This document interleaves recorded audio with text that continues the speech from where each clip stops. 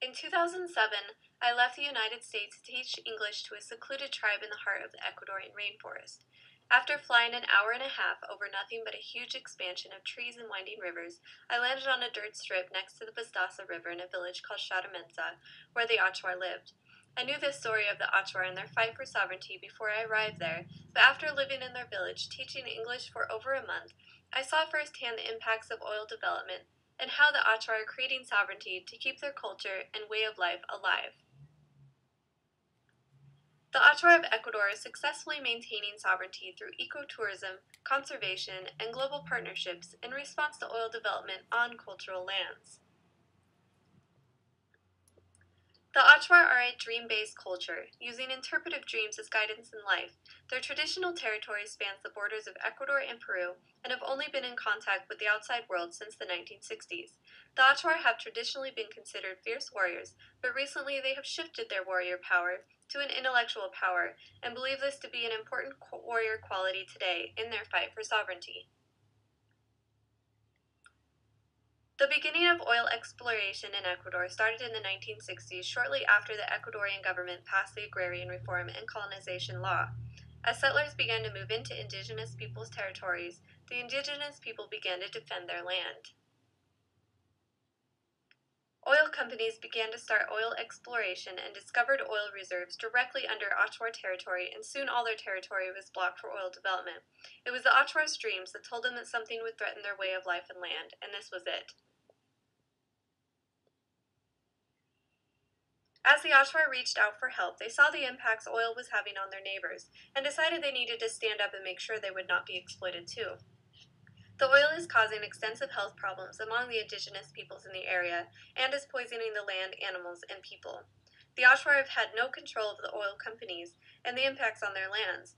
With the lack of sovereignty and independent claims to their land, the Achuar are more than ever determined to take control of their lands and what happens to their culture. The Achuar took a stand and would not give up their land and culture willingly. They are not only fighting for their own cultural and land rights, but for all indigenous peoples of Ecuador in creating a plurinational, sovereign, independent, democratic, and unified state that recognizes, protects, and respects cultural diversity. The Achuar wanted to show the government of Ecuador that there are other alternatives to oil development that doesn't exploit and disseminate indigenous cultures and land. The Achuar reached out for help and created partnerships. With the help of NGOs like the Pachamama Alliance, Fundación Pachamama, and Conodros, the Achuar have been able to obtain legal and technical expertise to strengthen indigenous self-governance and preserve their lands and cultures, including mapping, land titling, and sustainable economic development. As part of becoming citizens of Ecuador and having rights to their land, they needed a way to make money to support themselves.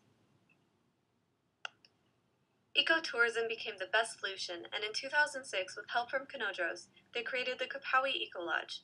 Kapawi has become a well-known establishment and has received much acclaim globally.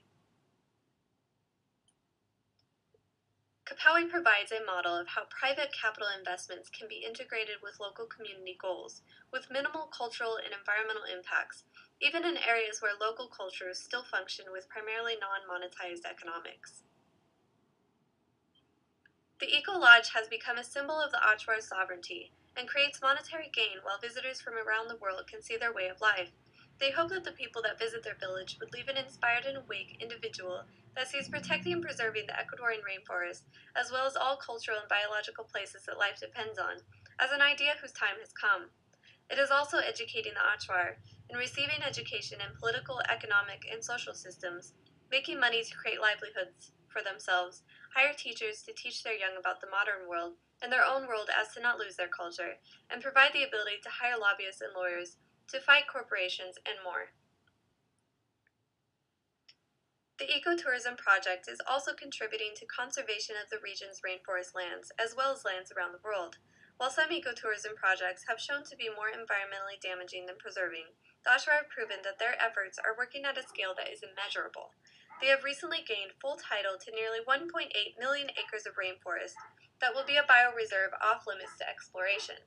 From the beginning, the Achuar have had a voice in all decisions concerning the ecotourism project and what changes may be made to their land and people, which deepens the successfulness of maintaining sovereignty.